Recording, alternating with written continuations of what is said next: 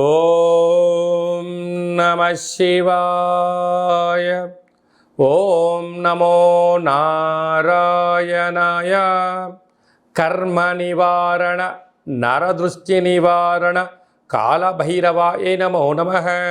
ఓం దిగంబరాయ విద్మహే అశ్వవాహనాయ ధీమహి తన్నో శ్రీ ఉన్మత్త కాళభైరవ శ్రీ వారాహి శక్తి దేవ్యై నమోస్తుతే. హరి ఓం. మా ఛానల్కి స్వాగతం. చూస్తున్న వీక్షకులకు ప్రేక్షకులకు ప్రియ కాళభైరవ భగవద్బంధులకి స్వాగతం పలుకుతూ మమ్మల్ని ఎంతగానో ఆదరిస్తూ ఉండబడినటువంటి ప్రియ సోదర సోదరీమణులకు స్వాగతం పలుకుతూ అందరిపైనను శ్రీ ఉన్మత్త కాళభైరవ స్వారికి ఆశీస్సులను కోరుకుంటూ ఎవరి గృహంలో కూడా కలతలు లేకుండా అష్ట కష్టాలు లేకుండా అష్ట ఐశ్వర్య ప్రాప్తిని కలిగించాలని కోరుకుంటూ వారు విద్యార్థులైతే విద్యార్థులు విద్య, ఉద్యోగస్తులైతే ధనము, వ్యాపారస్తులైతే వ్యాపార ఆకర్షణ కలిగి అన్నింటా విజయం సాధించాలని ప్రార్థన చేస్తూ కాళభైరవ స్వామి వారిని ఆశీర్వదించమని మనసారా కోరుకుందాం. 1వ తారీఖు 7వ నెల 2024 నుండి 15/7/2024 వరకు పుట్టినటువంటి వారందరికీ కూడా ముందస్తుగా జన్మదిన శుభాకాంక్షలు. గతంలో వివాహం చేసుకున్న వారికి వివాహ వార్షికోత్సవ శుభాకాంక్షలు. ద్వాదశ రాశుల్లో గ్రహ గమనాన్ని ఒకసారి వీక్షింపచేద్దాం.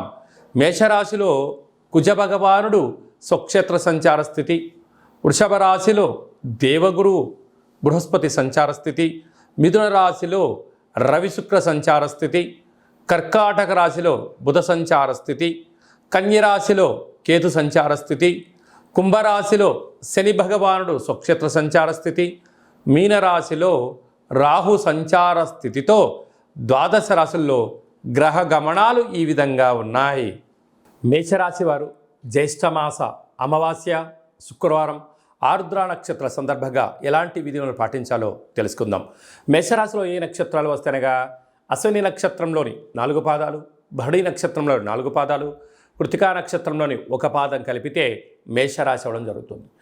అలాగనే చాలామందికి పుట్టినటువంటి కాల సమయంలో డేటా ఆఫ్ బర్త్లో లేనటువంటి ఏకైక కారణం చేత పేరు యొక్క మొదటి అక్షరాన్ని అనుసరిస్తూ రాశిని తెలుసుకునే ప్రయత్నం చేద్దాం. చూ, చే, చో, లా, లి, లు, లే, లో ఆ అక్షరాల వారు మేషరాశి జాతకులే. మేషరాశి యొక్క అధిపతి కుజ భగవానుడు. వీరికి రాశిలోనే కుజుడు ఉండడం, కుజుడు స్వక్షేత్రకారకుడు అవ్వడం అంటే ఒక రకమైనటువంటి మేషలగ్నం వారికి, మేషరాశి వారికి ఒక మంచి కాలము అని చెప్పి గమనించగలగాలి. కుజుడు అక్కడ ఉండను, కుజదోషం ఉండినను పెద్దగా మేషరాశి వారికి అది వర్తించదు. కనుక రుణ సమస్యలు తొలగిపోవడం, భూములు క్రయ విక్రయాలు యోగించడం, వృత్తులలో, ఉద్యోగాల్లో, వ్యాపారాల్లో ఉన్నత స్థితికి వెళ్ళాలని మీ యొక్క ఆలోచన ఉండడము, మీరు ఏదైతే ఒక ప్రణాళిక రచించారో ప్రణాళికాబద్ధమైన జీవితాన్ని పొందడంలో క్రమశిక్షణ వలన అద్భుతమైన జీవితం మీకు సొంతం కాబోతుంది.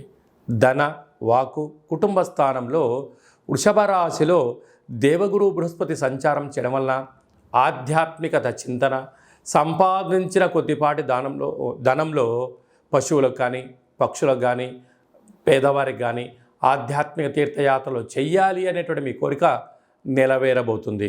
అలాగా తృతీయంలో ఏడాది తర్వాత మిథున రాశిలో రవి భగవానుడు శుక్ర భగవానుతో సంచారం చేయడం వలన ఓపిక, పట్టుదల, సహనం, సమన్వయంగా ఉండగలిగితే అన్నదమ్ముల నుంచి, అక్కా చెల్లెల నుంచి, పార్ట్నర్షిప్ వ్యవహార కార్యక్రమాలు వాళ్ళ దగ్గర నుంచి మీకు రావాల్సినటువంటి షేర్లు కానీ పెట్టుబడులు కానీ ఆదాయంగా వచ్చే అవకాశాలు చాలా అధికంగా ఉంటున్నాయి. కనుక ఇలాంటి కాల సమయంలో మౌనంగా ఉంటూ ప్రతి విషయాన్ని గమనిస్తూ క్షుణ్ణంగా తెలుసుకొని మాట్లాడగలిగితే మీకు చాలా మంచి కాలము అని చెప్పి గమనించగలగాలి. 6వ స్థానంలో కేతు సంచార స్థితి ఉండడం వల్ల అన్ని రాశులతో పోల్చుకుంటే మేషరాశి జాతకులు చాలా ముందు వరుసలో ఉంటారు. ఒక వ్యక్తి మాట్లాడుతున్నప్పుడు అందులో విషయం నిజమెంత, ధర్మం ఎంత, అధర్మం ఎంత, అది వ్యక్తిగతమైన ఆలోచనకు చేస్తున్నాడా, స్వలాభం కోసం మాట్లాడుతున్నారని ముందే ఊహించి చెప్పే శక్తి మేషరాశి వారికి ఉంటుంది. కనుక మీ మనసు ఏం చెప్తే మీరు ఆ మాట వినండి. అద్భుతమైన సమయాన్ని ధనాన్ని వృధా కాకుండా చూసుకుని మానవ ప్రయత్నం చేయండి. లాభస్థానంలో శని భగవానుడు స్వక్షేత్రకంగా ఉండడం వలన వృత్తులలో, ఉద్యోగాల్లో, వ్యాపారాల్లో ధర్మబద్ధమైన జీవితాన్ని పొందండి. ఉన్నతమైన జీవితానికి స్వాగతం పలకండి. వ్యయంలో రాహు ఉండడం వలన దయచేసి అప్పులు ఇవ్వద్దు, అప్పులు తెచ్చుకోవద్దు. అంతర్గత విషయాలను మూడో వ్యక్తులతో చర్చించవద్దు. అనేక రకాలమైన కార్యక్రమాల్లో అనేక రకాల ఇబ్బందులు పొంచి ఉన్నాయి. తస్మాత్ జాగ్రత్త. ఇలాంటి గ్రహ గమనాలు ఉన్నప్పుడు ఈ యొక్క జ్యేష్ఠమాస అమావాస్య, అందులో విశేషమైనటువంటి శుక్రవారం, అంటే శుక్రవారానికి అధిపతి శుక్ర భగవానుడు, లక్ష్మీ అమ్మవారిని పూజ చేస్తూ ఉంటాం.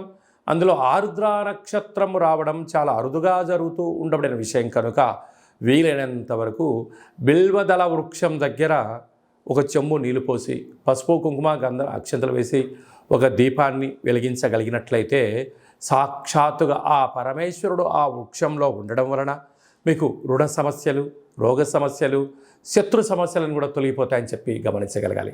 అది ఏ కాకుండా అలాగా హోటల్ వ్యాపారాలు, సాఫ్ట్వేర్ రంగం వారు, వ్యవసాయ సోదరీమణులు, ఇది మనకు వర్షాకాలం అవ్వడం వలన వీలైనంత వరకు వర్షం కానీ, గాలి వీచినప్పుడు కానీ, పాడుబడ్డ భవనాల దగ్గర కానీ, రేకుల షెడ్ కింద కానీ, వృక్షాల కింద ఉండకుండా ప్రయత్నం చేయండి. ఎందుకనగా ఈ సంవత్సరం అధిపతి కూడా రాజు కుజుడే అవ్వడం, ఈ రాశాధిపతి కుజుడే అవ్వడం వలన పిడుగుతో కూడుకున్నటువంటి వాహన ప్రమాదాలు, జలగండాలు కొద్దిపాటి స్వల్పంగా పొంచి ఉన్నాయి.